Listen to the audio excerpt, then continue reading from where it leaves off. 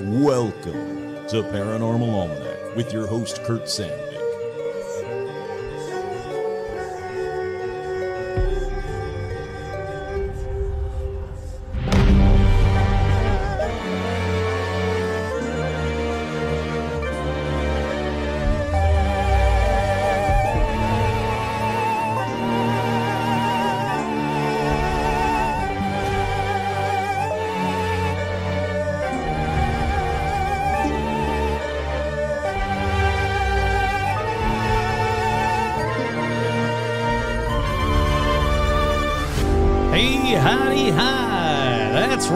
Welcome to another edition of Paranormal Almanac.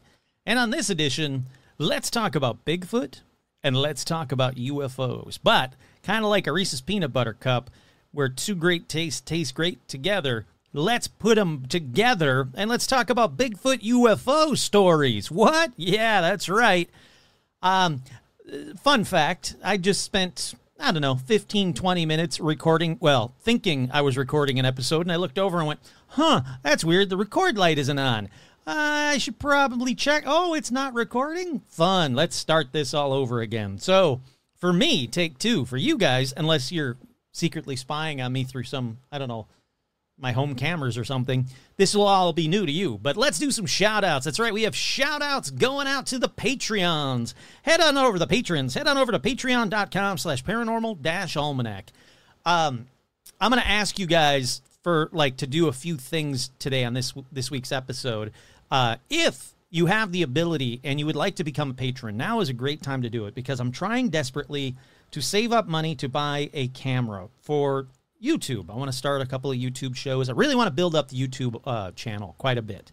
My goal is to have a weekly YouTube episode of some kind, whether it's something small or whether it's kind of bigger.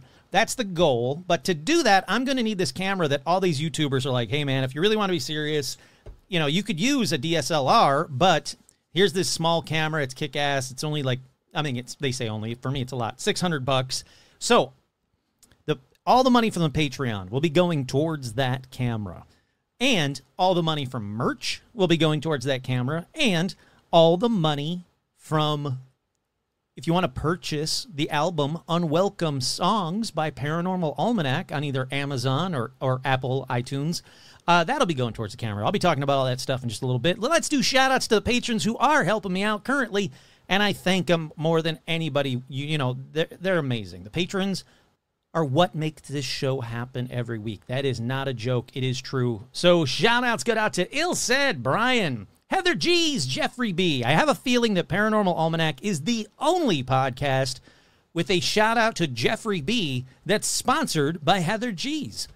We got shout-outs to Scott T., Johnny DePalmy, Matt L., JT, Doogie Hoare, Mike G., Tracy B., Ryden, Jeff Lightfoot. Hey, howdy, hi, Jeff, man. Jeff is the guy that got the Paranormal Almanac tattoo, the Paramaniac tattoo. And to thank him, it took a while for it to get to him. I did it right away, but it took a little bit to get to him, a couple weeks to get to him. He got an exclusive one-of-one Kurt-designed Paranormal Almanac shirt. If he ever wants to share a photo of it, that's completely up to him. He doesn't have to. But if not, just know that he got a one-of-one Paranormal Almanac shirt and some stickers, and there are some other things that I'd like to send out. But there's something that I've quickly realized is true as an adult. There's a saying that says, but after this week, things will lighten up, and then I'll have time to do the stuff I want to do. And then it just never lightens up. Every week you think, well, okay, but next week, yeah, that is life. And that is exactly what's happened with me. Thankfully, I'm very busy. I've got a day job. Thankfully, I've got a fantastic day job, but it keeps me very busy. And then after the day job, I've got to, prep for this show. And then I've got to walk rum, and then, remember to eat dinner, and then, remember to go to sleep at a reasonable time, and then do laundry and dishes and clean the house and all this other fun stuff. And then this week, I had to go see Twisters in 4DX. I'm telling you, here's a quick pause in the middle of the shout-outs. If you have the chance to see Twisters in 4DX, you gotta do it. It's just stupid fun. It's the best way to experience Twisters, or a tornado for that matter, in the safest, most fun way possible in a movie theater. It was so much stupid fun. So if you have a 4DX theater near you and it's showing Twisters, even if you were like, nah, I don't really care about Twisters, it's a lot of fun. Trust me, go see it. All right, let's continue the shout-outs. Shout-outs to Richard P., Lori B., Alec, Karen, Duran, Lori, Rebecca, Ann, Stephen Scher, hey, howdy, hi, Jane Ann, Jennifer L., Heather G., your friendly neighborhood skinwalker, Zuzus, what's it, Nico Sharon the Mouse, hey, howdy, hi, Mark and Tina, Tortuga, Mike from Jersey, Jay Bizzle, Andy, Tracy, hope you feel better, Virginia Mailman, Tony the Magician, Jason, Vicky, Crow, Libido Works, Glacier Man, Isabel, Jen, Stacy, Amber, Tracy, Kelly Joe, Menace the Beast, Kick-Ass Magic Robot Webcomic, Sandy, Paige, Couch, Betman666, Scott, Andrea, Melody, Vanessa, Marisol, Liam, Becca, Jake, Charlotte and the Beasties, Elizabeth, Sherry, Art Muffin, Tim, Kenneth, Alexandra, George, Zozo the Demon, Hayden, Cindy, Ashley, Carrie, Robin, Will, Lauren, Russell, Isabel, Audra, Dorian, Cindy, Paula, Jerry, Jeff T., Joe, Lawrence, Melissa, the Lauren Strawn. Hope you're feeling better, or I'm glad you're feeling better. Veronica, Autumn, J. Mark, Carolyn, Jaden and Ashley, Todd, Jamie, and Elijah Hendrickson, Dan, Laura Pitts, and the one, the only special shout out to Gamer Fan, with 2 more special shout outs going out to Joe Teague and to my boy Stitch. So, I said there's going to be a few things I'm going to ask you to do on this episode. The next one I'm going to ask you to do is to please head on over to podcastawards.com. Sign up, takes 2 seconds. Name your email address, and then create a password or whatever. There's 2 categories that Paranormal Almanac is nominated for. It would help me out tremendously if you could click on them and put in Paranormal Almanac. The first one is the Adam Curry People's Choice Award. Put Paranormal Almanac. And then also under Religion and Spirituality, put Paranormal Almanac. I know it's asking a lot for people to do this. I understand. It's kind of a pain, but it would really help me out, the podcast out. I'm really trying to build the brand, if you haven't guessed. And to do so, winning an award, a podcast award, would really, really help the brand out. Plus, the second thing, head on over to youtube.com/paranormal-almanac. It might be dash, it might be underscore. Just look up Paranormal Almanac on youtube.com. Let's see. Does it say what it is? It's underscore. So it's paranormal_almanac. But again, if you just search Paranormal Almanac on YouTube, I have a feeling that I'm going to be the only thing that pops up. Yep, I sure am. There it is. If you could please click subscribe, that would immediately help me out.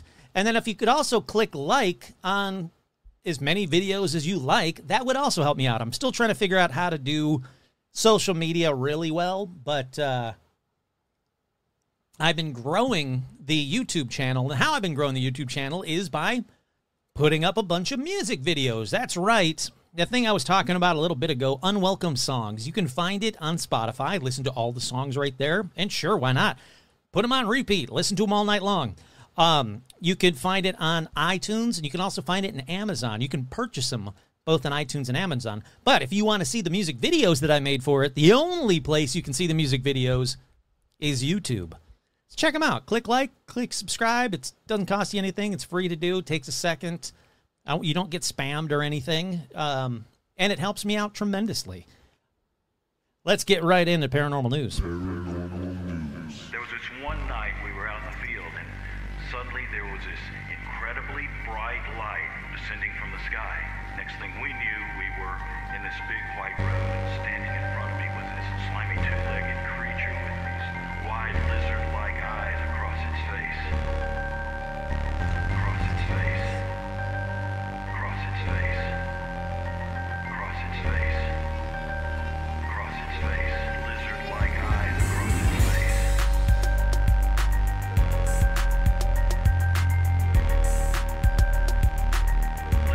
Lizard-like eyes across its face.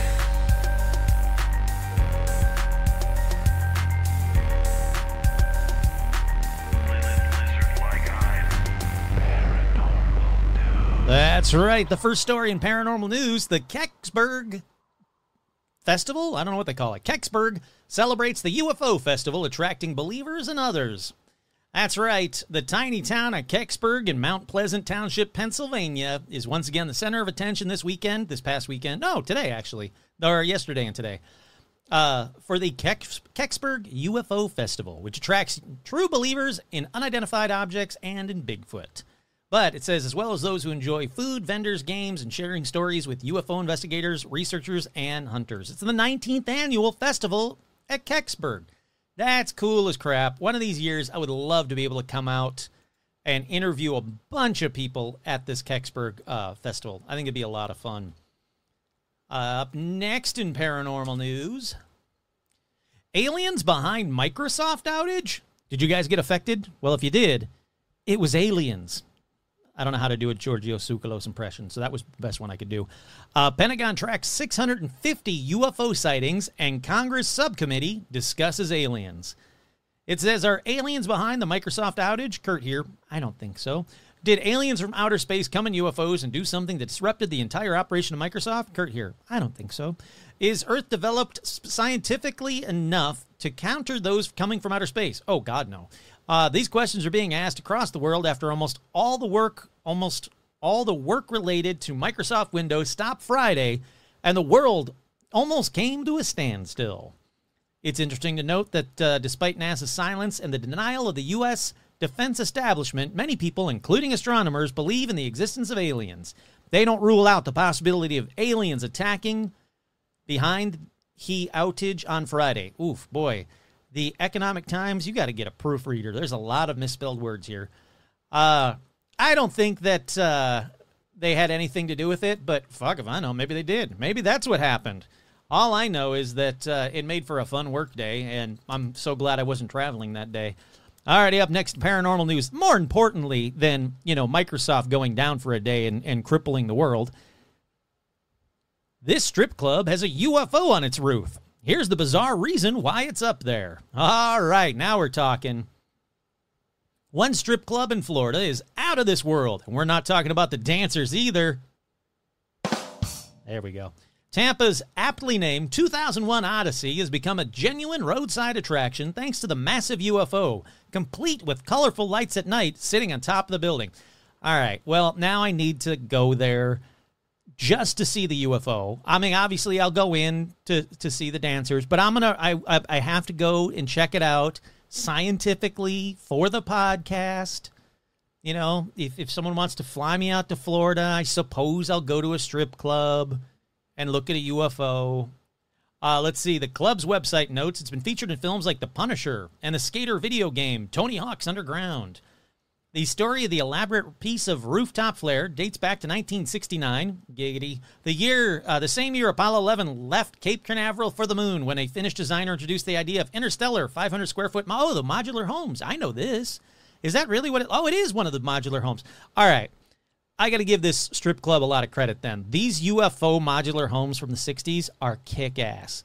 My dream is to, obviously, win the Powerball or, the Mega Millions or something, buy a big house, but not besides having my own giant, real tiki bar there, authentic-looking tiki bar there, I definitely want to get one of these 60s modular UFO homes. They're really kick-ass looking. So, yeah, now I do want to go take a look at this place. They said that you opened up the strip club in the 70s. They got one of those things. They put it on top of the building. And, so it's got strippers, and it's got a really cool mid-century modern UFO on top. That place sounds awesome. Alrighty, up next in paranormal news. This is a big story that a lot of people kept sending me, and thank you for sending me. New photo of baby Bigfoot claimed to be 99.9% believable. I'll let me read you this story first, and then I'll talk. Commentators have claimed that a new photo of a baby Bigfoot posted on Facebook is 99.9% believable. Y'all know what Bigfoot is, so I can skip that. A photo posted by Stephanie Wood in a Bigfoot Believers Facebook group has a lot of people talking about, is the photo real or not? She's like, we know what you're thinking. It looks like Chaco from Land of the Lost, but after analyzing it for a while, we're not so sure anymore. Could this be a baby Sasquatch? All right, I'm going to stop here. One person commented, honestly, the deer in the photo makes this 99.9% believable. This looks like an adolescent Sasquatch I seen in a dream. Ugh. Another said, even the deer are saying WTF. Maybe he was watching the deer and a big one was close to hunt it. Others aren't so sure. Alrighty, so here's the deal. One, it's a horrifically crappy looking costume. So it's not real. But when I saw this, I went, wait a second. This has been posted before. This isn't brand new. So I went to look around, and sure enough, I found, where is this? On the Cryptid Crew from 2013. This was posted in 2013. The Beacon Bigfoot video has been around for a little while, so it's even old by 2013 standards. Here's some photos from the video, including of a baby Bigfoot and some deer. Here's the zoom in. All right, so in 2013, this was debunked and said, oh, actually, no, we know who did this one, and it's fake. So it's kind of like those Mexican aliens where they put them out there and everybody went, they're fake. And they went, oh, okay, sorry. And they kind of kept them away for 10 years and they brought them out and everybody now is like, oh my God, they're real. That's what's happening with this. No, bullshit. This was debunked in 2013 and it was old then. Sure, it's been 11 years. Not everybody's going to remember that, but I did, and so did a bunch of other people. No, that baby Bigfoot photo or video with the deer was debunked in 2013. They found or caught who did it, and it was considered bullshit back then. So, with that, let's keep moving on. Sorry to disappoint everybody that we're like, dude, I think this might be real. Look at how'd they get the deer to come near it if it's not real? Because, you know, you dress up like a Bigfoot, deer are going to be like, what the crap is that? And look at you. That's all it is. Alrighty, up next in paranormal news, Colorado's Sasquatch Outpost is a must-visit for Bigfoot enthusiasts. That's right. It's a kick-ass looking building. The Sasquatch Outpost is a must-visit for anyone interested in the elusive Bigfoot. It's located in Bailey, Colorado. It includes a museum, a retail shop. It's all dedicated to all things Bigfoot, and it is the place to be if you're in or around there, and obviously, you like Bigfoot. That's about it. You guys know what Bigfoot is, and you know what Bigfoot stuff looks like. So, with that, let's move on to the next story in paranormal news. These news stories make me so happy. Loch Ness Monster, Kurt here, not a monster, caught on camera? Mini bus-sized object spotted prowling through the waters. Guess who spotted it? That's right. Ian O'Fadigan. That's right. Ian O'Fadigan's back in the news again, my friend. He's amazing. I got to email him. It's been a little while since I emailed him just to say hi and to tell him he's doing a kick-ass job. That's it. You guys know what the story is. He spotted again on a webcam. Anything that we could all be doing the same thing, but we're all lazy and we're leaving it up to him to find Nessie right on his own. So, again, congratulations. That's freaking rad. Up next in paranormal news, you guys want the most haunted house in New Orleans? Well, it's up for sale. That's right. The mansion that sits at 1140 Royal Street in the New Orleans French Quarter is said to be the most haunted house in New Orleans. And it's up for sale again. This is the place that Dr. Louis Lalaurie, he bought the home with his wife Delphine and two of their daughters. In 1834, the home caught fire. There was a mob surrounded the home trying to find the owners. Doesn't matter. It's a haunted house. It's really kick-ass. It was owned by Nicolas Cage. So that's kind of cool, too. It's said to be up for sale for $10.25 million. A lot of people think that the property should be bought and opened up as a museum. I'm kind of in that kind of same category. If I had the money, I would probably buy it, keep maybe one or two rooms, or maybe the top floor as, residence, but the rest be a museum. I think it'd be a really kick-ass museum. But it's up for sale for anybody that's got a cool $10.25 million. You want to buy a house that Nicolas Cage owned that's haunted as crap. I think it was even done in American Horror Story. They talked about it. So there you go. That about does it for paranormal news. Let's see merch. Head on over to tpublic.com/stores/paranormal-almanac. There's a bunch of new styles. You can buy a sticker. You don't have to buy a shirt. If you're thinking, well, I can't afford to buy a shirt right now, Kurt. I can't afford to get you a camera. Well, about buying just a sticker? That would help me out tremendously. You can, any of the styles that you see as shirts can be purchased as a sticker or a hat or a coffee mug or something. There's, you know, I don't know. It's Christmas in July. I don't know. Let's see. Let's take a quick break. We'll be right back with more Paranormal Almanac.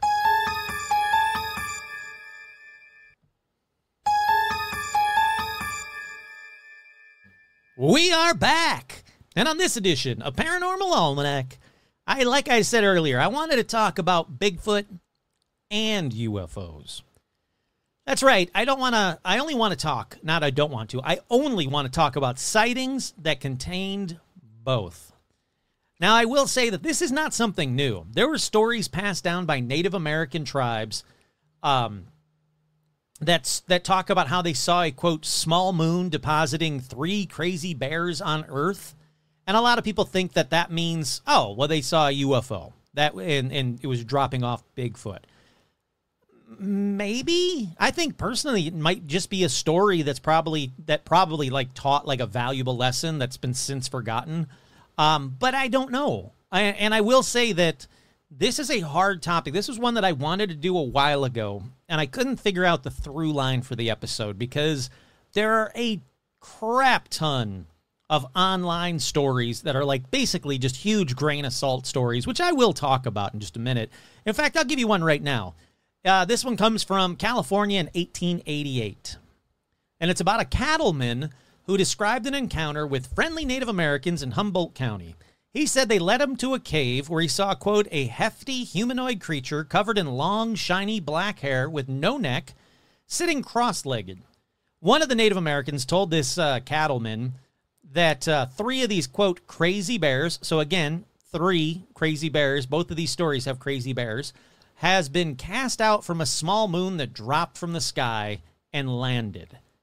The moon then ascended back up into the air and left these crazy bears behind. So we have 2 paranormal, Bigfoot, UFO, huge grain of salt stories, and those are cool, and those are always fun, but I wanted more details. And like I said, the more I researched this, the more that I found it's really hard to find stories with names and places and specific dates and evidence, basically. Like, it's not all just one website it's only one website talking about them. It has, you know, validation. And that's why I put this story away for quite a while. But I was like, you know what? I want to do this story. I really do. So I'm going to go back to it. And I'm going to see what I can weed out and what I could talk about. And I have no idea how long this episode will be. It'll be as long as it is. I'll be honest. There's no real time frame. I don't know why I keep thinking these have to be an hour. This one probably won't be. But I want to cut to a more recent time. And like I said, shockingly, there are tons of these combo sightings online. But this one, we go to Pennsylvania. We have to go back to January 1973. Actually, it's between January 1973 and the end of 1974. Because in Pennsylvania alone, in that 1-year period, there were over 278 incidents regarding a UFO, a Bigfoot, and mostly both of them. Now, I'm not staying just in Pennsylvania, but we're definitely going to start there. And we're going to start there from a story from 1975. So just after these huge amounts of incidents. And it is really weird. Like, I think even the Kecksburg incident, the story that I was talking about in Paranormal News, I think that happened in Pennsylvania in 73 or 74. So there was a lot packed into Pennsylvania in the early 70s. This one's from 1975. We go to Greensburg, Pennsylvania, just after 10 p.m. See, details already. I like this. May 18th, 1975. It also has names like Philip Arlotta and his wife. Now, here's what drives me crazy. This story's from the 70s. It's not from the 1800s. Yet, no newspaper article mentions what Philip's wife's name is. They always say, Philip Arlotta and his wife, well, they got into their car and they just start telling the story. So I feel terrible that I don't know your name. I only know you as Philip's wife, but if you're listening. I don't know why you would be. But Philip Arlotta and his wife, they got into their car to return back home after visiting some relatives in Greensburg, Pennsylvania. He said that he had just got into the car and just started it when she noticed something in the sky. He said it was, she pointed out to him, and he said it was ovoid, bright yellow on the bottom, darker on the top, had 6 square windows with red lights shining in them in the darker section of its body, and it was going across the sky from east to west. Now, his wife suggested that he stop and turn off the car to see if they can hear anything coming from the UFO. Smart. I like this. So he turns off the car, and they couldn't hear a thing. It was completely silent. So they sat and watched it for a minute, and then they were like, wait, crap, the relatives are right there. So they yell for the relatives, hey, come out here, take a look at this thing, whatever it was. So 3 of the relatives come out, and then all 5 of them watch the UFO. They said it seemed to move towards them at what they estimated to be an altitude of less than 1,000 feet. As it got closer, it abruptly made a right-angle turn and moved off to the left, and it started getting higher, and it changed color from yellow to orange. So they all jump in the car, and they go, screw it, let's go follow the UFO. I like this family. They didn't go like, well, that was terrifying, so we went back inside and drank some more or had a key party or whatever. Nope, they went after the UFO. So they chased it down a back road, and as they did, they noticed that it was smaller than it had previously been. But there's no other explanation for what they mean by that. Do they mean now that it's higher up, and that's why it was smaller, or that the UFO just got smaller? They never say what they meant by that, which kind of bugged me. But it's okay, because then they lost sight of the UFO as they turned onto Route 130. But they said that they had watched it for roughly 4 minutes. Cut to the next night, in the exact same area, a motorist said he stopped his car because he thought he saw a dog running near the road, but then he soon realized it wasn't a dog when it rose up from 4 legs to 2 legs, and he said it stood 7 to 8 feet tall, covered in thick black hair. So this is what I mean by UFOs and Bigfoot. Some of them, they're really connected, but this one, yep, we saw UFO this night, and the next night we saw a Bigfoot in the exact same area. Is that enough to really connect these two? Maybe. For a lot of people, yeah. But for me, maybe. But, I mean, it's Pennsylvania in the 70s. Seems like it was a rural area. It's not that, hard to believe that you could see a UFO and then the next night someone else could see a Bigfoot. And these 2 incidents aren't connected at all. I will say, though, a bunch of the non-named ones, or the ones with like very little details, there are dozens of Bigfoot and UFOs seen in the exact same area at the exact same time, either just before May 18th, on May 18th, or the 19th or the 20th. But they literally just say May 19th, Greensburg, Pennsylvania, UFO spotted near woods, or lights spotted going from east to west across the sky. Like that's all the details they get. But in that area at that time, there were a ton of both Bigfoot and UFO sightings, some in the same night. But again, my question is, and I don't have the answer, are these connected? I don't know. I really don't. But we're going to stay in Pennsylvania and stay in 1973. We're going to cut to October 25th, 1973. And we're going to go to Fayette County, Fayette County, Pennsylvania. That's when a group of farmers saw a dome-shaped UFO that was brightly lit and about 100 feet in diameter. Pardon me. As the locals, or these farmers or whatever, drove towards it, they said they saw a pair of massive creatures covered in thick, matted hair with luminescent green eyes and long arms that dangled below their knees. So, of course, one of the farmers broke the golden rule and fucking shot at Bigfoot. They said they shot at it. One of the Bigfoot raised its right hand in the air, and at that very moment, the UFO that was right overhead, poof, disappeared silently. Then the 2 Bigfoot escaped into the woods and were never seen again. So this is a perfect example of both seen right then and there. There's Bigfoot. There's a UFO. You look down to the ground. Right below the UFO, there are Bigfoot. 2 of them in this case. That one's bizarre. But again, why are you shooting at it? They have a UFO. Chances are that UFO is way more technology than you have. So shooting at it is only either going to piss off the UFO. We're talking like lasers and stuff that'll knock you down. Or you're going to piss off the Bigfoot that are right there in front of you, and they'll rip you limb from limb. Come on, man. Alrighty, let's move on to a quick one. We go to Cincinnati, Ohio, and it's just 2 days before this last one that I just told you about. It's from October 21st, 1973. That's when a woman named Rafa Heightfield and her daughter were awoken? Look, they woke up in the middle of the night to something. They said they woke up to a beam of light extending down from, quote, a bulbous umbrella shape in the sky. Now, they looked to see where the beam had hit the ground, and it was nearby their trailer park, and they saw it hit a spot on the edge of the woods.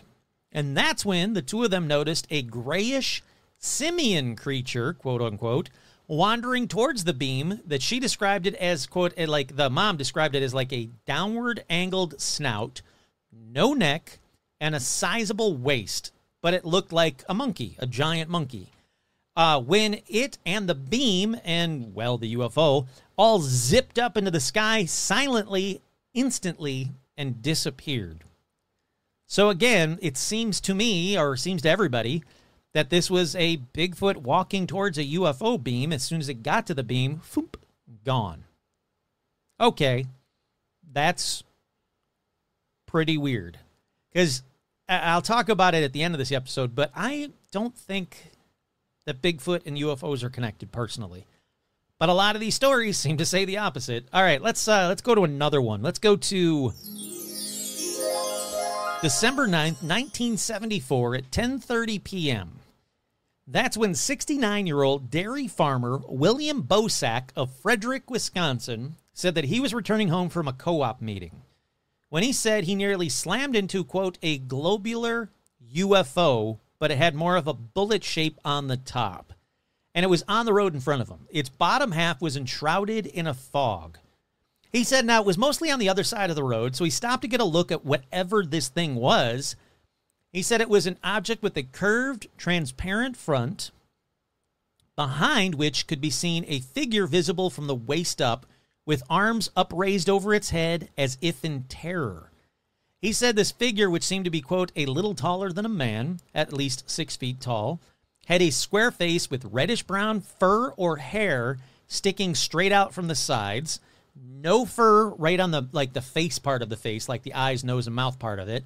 It appeared to be operating a control panel, and let's see. It said his arms stuck straight out, brown furry arms, and fur or hair on its torso. It appeared to be clothed in something tannish brown in color and fitted skin tight like a diver's suit. The eyes were large and protruding. It appeared to be operating control panel, like I said, and he was, obviously rightfully scared.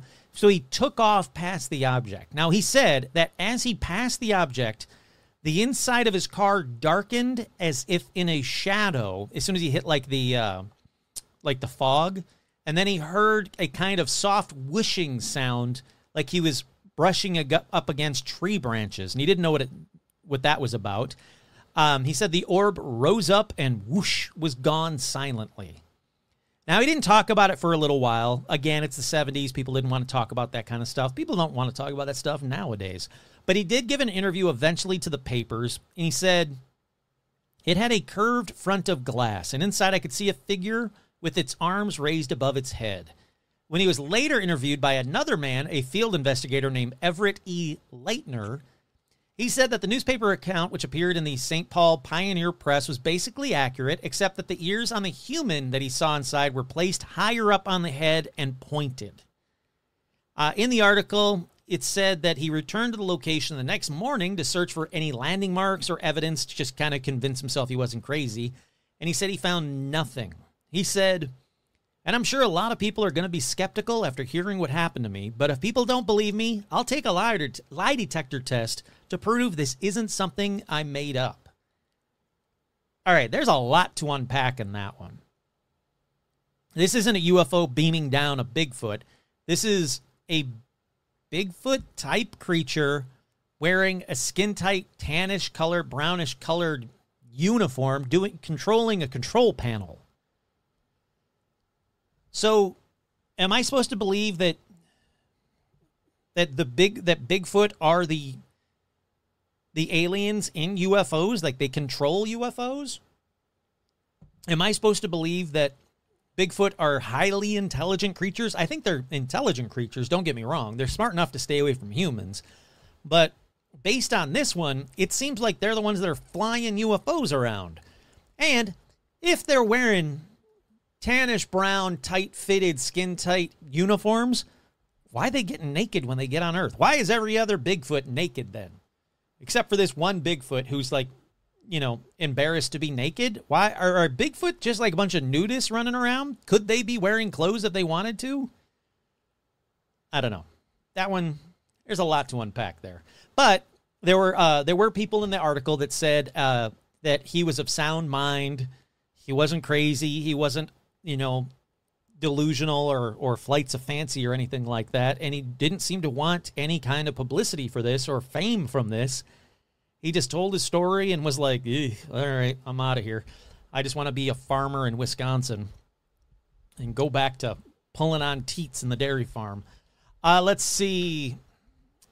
Canada. Let's go up to Canada for a minute. Right around the same time in 1976, they also had a slew of Bigfoot UFO sightings, but unfortunately without names. So this next one, I'll make it really quick.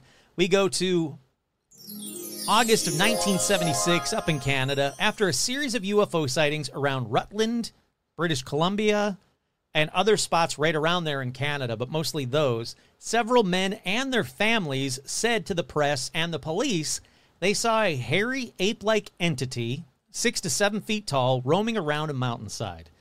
They also found a clump of hair that was supposedly, and I say supposedly because I can't find any proof that this was done, but it was supposedly sent to the Royal Canadian Mounted Police for identification. Laboratory analysis confirmed it was primate hair, but could not be matched to any known species.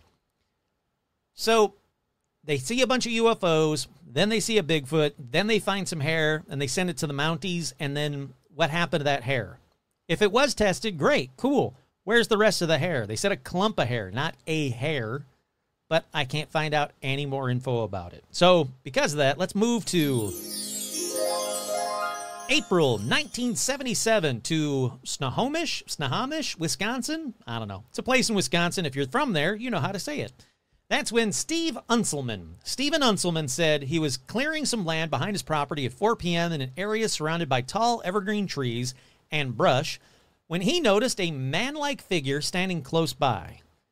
The man seemed startled, and suddenly Stephen began hearing, quote, a loud buzzing sound, and everything around him began to vibrate.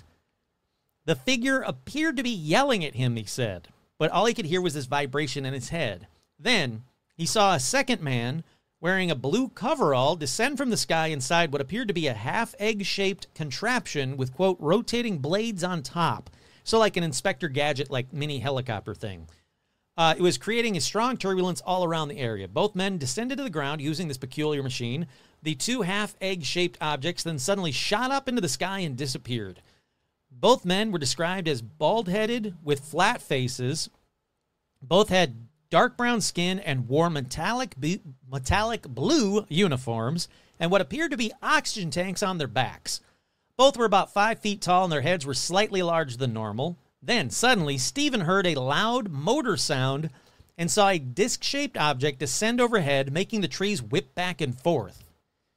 After emitting more sounds, the UFO shot straight up, making a siren-like sound, and he said the UFO was silver and appeared to have been spinning. The two humanoids began then walking away, looking over their shoulders at Stephen. All right, so far it's just a really bizarre UFO incident, right? So where's the Bigfoot, you might be asking? Well, hold on a second, because it's coming right now. Stephen then heard a noise and noticed a huge, hairy Bigfoot behind a nearby stump. The two humanoids then seemed to motion to the Bigfoot to come with them, and it obeyed them and left with them. Stephen said he thinks he passed out or had some type of memory loss happen, but when he came to, they were all gone, and he said from that point on, he suffered severe migraines.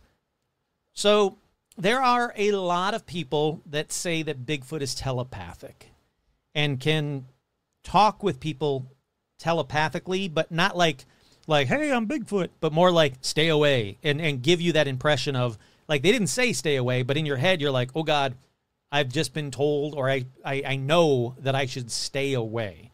So there's a lot of people that think that Bigfoot has the ability to communicate, to push, stay away, or push us to do X, Y, or Z. Well, maybe. I don't know. Hey, let's do a couple of paranormal news stories, huh? Alrighty, this one is from July 27th, 2023, so relatively new. But it's from the Video Vault and from KOAT Action News Channel 7. It says, residents of Dulce, New Mexico claim the existence of UFOs and Bigfoot. I won't read the whole thing, but there's a lot of people in that area that say that they've seen flying saucers as well as Bigfoot together. And it's near the so-called Dulce Base. If you don't know what that is, I did an episode all about it. There's something underneath the Archuleta Mesa, I believe it's called, that overlooks the town. There's a lot of people that think that it's a military base or a UFO base, even more so. Seems to be cloaked. But it's not just UFOs that they're seeing over there. They're also seeing Bigfoot, which is really bizarre because if you really look into that or go back and listen to that episode, there's a lot of bizarre stuff that's happened over there, including a pilot that flew over it to try and, get radio signals and whatnot. And now a lot of people think that he was used for disinformation by the government. Alrighty, next up in paranormal news, that's the base of that article. I'm not going to read the whole thing. You guys know what a Bigfoot is. You know what a UFO is. So you know what I mean. Up next is from WTAE, Channel 4 News. This one's from October 7th, 2014 in Youngwood, Pennsylvania. Bigfoot traditionally is viewed as a simple creature of the woods, while UFOs are considered sophisticated visitors from outer space. But could there be a connection between the two? Speakers will discuss the possibility of the upcoming MUFON of Pennsylvania's 7th Annual Pittsburgh UFO Creature Conference, slated for November 8th. Again, this is old, don't worry, 2014. So we want to go back in time to November 8th, 2014. You can hear all about it. They said there are two different fields of thought with Bigfoot. One, that Bigfoot is flesh and blood, and two, that it's an interdimensional or alien being, said Fred Saluga from MUFON's West Virginia State Director and Pennsylvania Regional Director, who's scheduled to speak back then, at a presentation called Bigfoot and Mysterious Creatures. He thinks that they are connected. They said that we get 6 cases a week, about 300 a year. And it just keeps going on and on and on about, are these two connected? Yes, that there's sightings that are happening where they see a UFO and then right after they see a Bigfoot or vice versa. And he said that until we find out what they are, there are no experts. Yeah, I agree with that. All righty, that about does it for those two stories. I just wanted to mention those because, again, this has been talked about for quite a while, and it does pop up in the news from time to time. I checked it out on newspapers.com. Unfortunately, prior to the 70s when the Bigfoot name was coined, they were called so many different things it's really hard to find. And then same thing with UFOs or flying saucers before those terms were coined. So it's really hard to find old newspaper articles about Bigfoot and UFOs when they're called Wild Man, Crazy Bear Man, lights in the sky, airships in the sky. So it's really hard to find, but I did want to mention those two articles. Now let's do some really, really short ones with almost no info on it.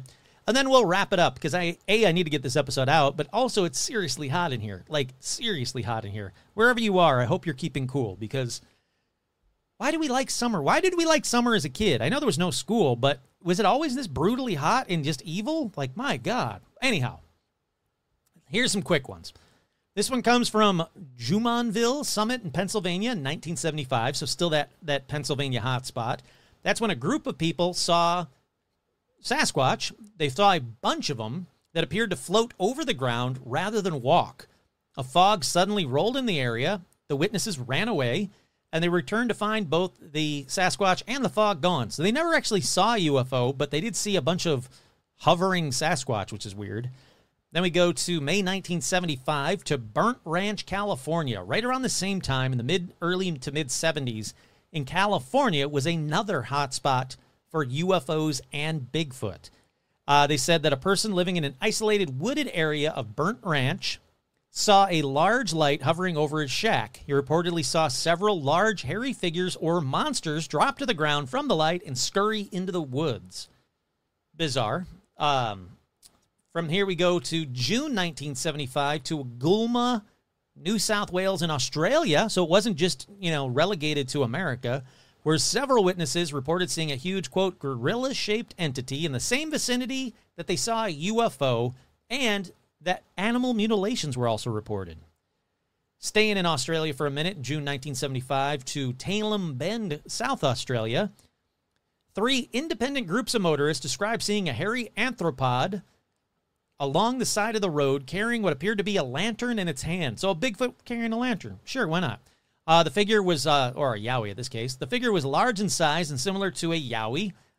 One group of motorists said they saw not only the figure, but also a light off in a nearby field. Another group said that as they passed the same spot, they observed a huge illuminated dome shape in the field, possibly a UFO. And then around the same time, in the same area, a truck driver, he was driving a load of sheep when the animals began a commotion in the back of the rig. He pulled over to see what the trouble was. He got out and saw a huge, hairy yowie sitting on top trying to get at the sheep. The driver got back in and took off at high speed. The commotion subsided, and when it was checked later on, the wire on the top of the truck had been torn, and there was also one dead sheep. That's spooky and creepy. Let's go to Waterloo, Fayette County, Indiana, September of 1975. Different case than the one I read earlier. 3 a.m., a farmer on his way to the bathroom happened to look out his upstairs window, noticed a red light the size of an auto headlight in the soybean field about 75 yards away. He also saw at the edge of the area a large bipedal animal walking towards the object with a forward swaying motion. He said that the light changed to a brilliant magnesium light for 5 seconds and then vanished. When it did, the creature disappeared as well. When he went to examine the area the next morning, where he had seen the light, he found a 30-foot circle of brown soybeans. There's one from Quebec, Canada, November 1975. Lots from 70s, man. I'm saying it was a big hot spot around this time. 2 witnesses, Christian Talbot and Susan Mondor. Now, you might be thinking, well, there you go, Kurt. There's names. Yes, but everything I can find about Christian Talbot and Susan Mondor bring me back to one site only. And it's the exact same story I'm about to read you. They're driving down a road. Suddenly they hear a strange noise. The vehicle engine stalls. Out of nowhere, the strange figure then approaches the vehicle very quickly. So it's a Sasquatch, or they say a caveman. They said it's dark hair, beard, pointed ears, demonic facial features. The top half of its body was greenish. The bottom half pale white, though. It said that it ran by the car and disappeared in the woods. That's a really freaky, weird description of Bigfoot, in my opinion. But no UFO. Yeah, the engine died of the car like a UFO, but they didn't see one. Salyer, California in 76, January. 21-year-old Wendy Allen stepped out into her back porch and nearly collided with 2 bluish-white glowing oval objects. She said they were making a humming sound by her parked car. Below that, there were 2 huge luminous red orbs that just stared at her. I don't know how an orb can stare at you, but that's what she says. And she said those red glowing, here we go. The red glowing ovals were part of an 8-foot tall man-like ape. I get what she means. All right, that's creepy. And it was over by Willow Creek, apparently. That's where Salyer is. So, again, 70s Willow Creek, that's where the Patterson-Gimlin film, the Bigfoot film was shot. Great Falls, Montana, February 22nd, 1976. Leonard Higel, I don't know, a 29-year-old student spotted a 7-foot-tall Bigfoot with 3-foot-wide shoulders walking about a quarter mile from the highway. He stopped his car to get a closer look at the being. When he got within 700 to 800 feet of it, the creature turned about to face him, so he runs back to his car. Yeah, don't leave your car, idiot. He also saw a gray oval object appear hovering in the air about a half mile from the freeway. It hovered at about 10 feet from the ground, but periodically rose and dropped another 10 to 15 feet as well. Let's go to France, May 1976. Poissy-Yvelines, France. 4 children from the Sabans school, out with their class near a pond, observed at some great distance a figure approximately 6 feet tall, covered with gray-black hair, small round head, wrinkled and violet-colored, and he held his arms in front of him slightly bent. He appeared to move without taking strides, gliding smoothly over the ground at rather high speeds. They said they were unable to see any legs. His body seemed to be surrounded by transparent light, creating an effect similar to the head waves above a toaster. What the crap are you talking about? Do they mean like the heat waves? It must be. Frightened, the children ran to find their teacher, who, upon returning to the scene, was unable to find any trace of the monster. Although there was no object seen, there were a bunch of people talking about just seeing a flying saucer in the same area that same day. Let's do one more. Let's do 2 more. Bel Air, California, August 76. A huge fireball crossed the skies of Southern California and crashed somewhere in the foothills north of Los Angeles. Later, several police units were dispatched to the above location when a woman telephoned saying that she saw a large gorilla-like creature, more than one, digging holes in her large backyard. The police were then bombarded with several good-sized tree limbs when they went to that area to investigate. The creatures were reported to be as tall as a man and yelled and screamed defiantly. The police had to cordon off the area. They could not get any closer nor find the creatures. That's scary. And finally, let's do this one. January 77, Clearwater, Colorado. A man and his wife bought a ranch in an isolated area in 75. For more than a year, they'd been experiencing strange sounds, UFO manifestations, and Bigfoot sightings regularly. There were some cattle mutilations on their property as well. One night, he and his eldest son went to the top of the hill to examine a burn spot from the previous year. As they sat in the car, a beam of yellow light shone on them from nearby woods. Walking towards the trees, they discovered a buzzing black box clearly seen in the light of the full moon. As they approached, it changed tones, now sounding like a swarm of angry bees. So they go back to their car. They then, he said that he told his son to stay in the car, and he went back to the spot where the black box had been, but now it's gone. He said he saw a light in the trees. Walking towards the light, he came upon 2 individuals standing near the light source. As he approached, they spoke to him saying, "How nice of you to come." Some distance away, down a slope, was a disc, he said, illuminated about 50 or 60 feet away. The 2 beings apologized for the trouble they had caused, promising a more equitable arrangement. They told him several things he was not to repeat, but which had no special meaning for him at the time. They regretted damage done to several of the cars, but they said they did not do the cattle mutilations. They told him it was wise to have backed off from the black box, which was nearby. They pointed to a particular direction, and then the tone of the box changed. As it did, a Bigfoot-type creature got up off the ground and walked towards the box. The creature, though the meeting lasted 5 minutes, he said that the people looked to be about 5'6" in height, wearing a tight-fitting outfit like a flight uniform. The suits changed colors from brown to silver. Their complexions were fair. They had blonde hair, not long. He said the most notable feature, though, were their eyes, which had very large but otherwise normal-looking eyes. They were different in subtle ways, but could pass as human in ordinary situations if they had to. Before he walked away, he was told by the men that he would see them again. And them and the Bigfoot disappeared. That's a weird one. That's a weird one.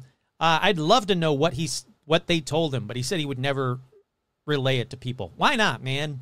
Look, what's the worst or the best thing they could have told him? They could have told him, like, what stocks to invest in, and then he became rich. All right, cool, you got it. Don't have to tell us that. Just be like, they told me what to invest in, and now I'm rich. Thanks, aliens. Or they told me when the world's going to end. Cool, pass that along. Why are you holding on to that information? Like, what benefit is that? Even if they said, like, hey, Kurt, we're going to tell you something. Don't tell anybody. I bet you money the next episode I'd be like, all right, guys, I'm not supposed to tell you this, but these aliens just told me. And I tell you everything because why wouldn't I? I mean, I suppose if they told me something embarrassing about myself, like, hey, we watched you wet your bed when you were 13 or whatever. Look, I didn't wet my bed when I was 13. I'm trying to think of a wacky thing to say. But, you know, like if they said that, then I'd be like, oh, yeah, they told me some things. They told me not to tell you, though. Like, sure, I get it. But if it wasn't embarrassing, then, yeah, come on, man. Give it up. Tell me what the alien said. Tell me about the Bigfoot. Come on. All righty, that about does it for Bigfoot and UFOs. Like I say, there are tons of stories with no names or serious info. But the more and more I look, there seems to be some sort of connection between Bigfoot and UFOs. Again, I personally don't think that Bigfoot are telepathic or interdimensional or aliens or ride with aliens or control UFOs or anything fun and cool like that. I think they're just... I'm part of the people that think that they're just like an offshoot of evolution, I guess, and they survived in the woods alongside people. Gigantopithecus, that's what I think they are. I don't think they're aliens, but what do I know? There are no paranormal experts, as I say many times. Once again, I'm your host, Kurt Sandvik. This has been another edition of Paranormal Almanac. Mouse the volume up 0 to 0 at Don't forget